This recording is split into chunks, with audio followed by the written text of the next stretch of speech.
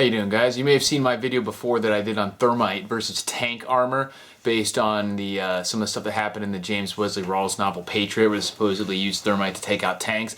And I didn't know if it would work, and I didn't have any actual tank armor laying around to test, but I did have a big weight plate, you know, like a 10-pound weight plate for weightlifting. And it's pretty thick steel, so I figured I'd give it a shot with that. And as you can see in the video, I'll put the link in the description below if you want to check it out if you haven't seen it already. Didn't quite do the job. Obviously, Thermite's incredibly powerful, but the delivery system I had was basically nothing. It was just sitting the Thermite on top of it and lighting it, so it wasn't as focused. I figured I'd need a little bit of distance and a little bit more of like a direct focus. So what we came up with, and I'd seen some people do this before, is using a ceramic flower pot, because I used an aluminum can at first, which is just completely instantly consumed and the stuff spills everywhere. And these have a little hole in the bottom. They take the temperature a lot better, like they will crack and stuff eventually, and or maybe even melt, but they hold it for a lot longer. And it has a hole in the bottom, so as long as if you light it from the bottom, it can come out the hole. I think this hole might be a little small, but we're gonna go with it. And what I'm gonna do is I have this oven pan, I guess, and I'm going to cut a hole in it and set it in the middle so that we can rest this on something like that, and then have it light from the bottom and come out that way. And I'll add a little bit of gap between the steel this time, and we'll give it a shot and see what happens.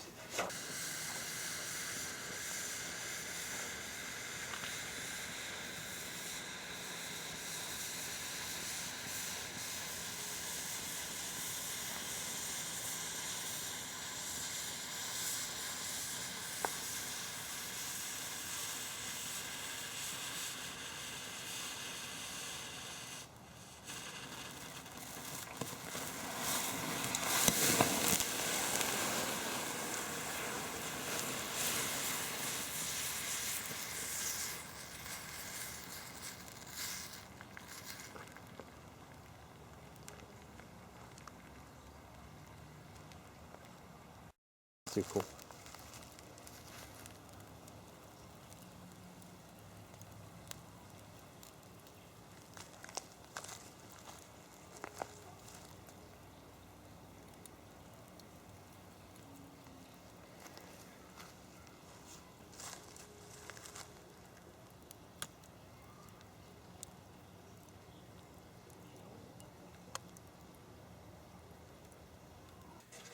Okay, so obviously using one of these, I have a few of these laying around, was not a great idea, because just like the can from the first attempt, it melted right through pretty quickly and dumped out some of the Thermite that way because the pot fell out. The pot worked great, except with the exception that the hole probably was a little small, like I was saying. I think if it was, you want to try and find the line between so small that not enough comes out and so big that everything just pours out the bottom, because that's not a good idea either. What I actually did was I put a piece of paper on the inside, poked the fuse through that so the fuse could come through when you do the fuse stick too, but the Thermite wouldn't all pour out the hole.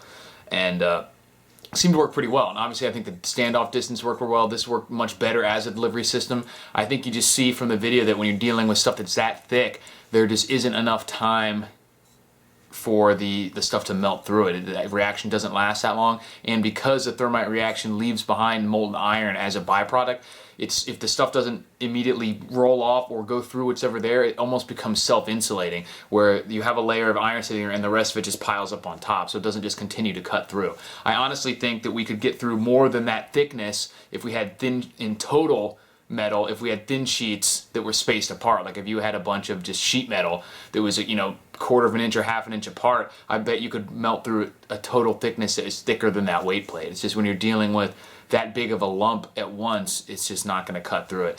But I mean, you can still see this stuff is incredibly destructive. If you put it on like the side of just a big plate of armor, something like a tank, it's probably not going to do anything. But if you threw it down a turret or anything that's a component of any kind of mechanical machine, is just going to get absolutely destroyed. Anything that's not an inch thick piece of metal is going to get wrecked. And even with metal pieces, you can like weld them together. So even if you might not melt through it, you could weld a hatch shut or leave a big block of iron somewhere that could really get in the way of some sort of mechanism.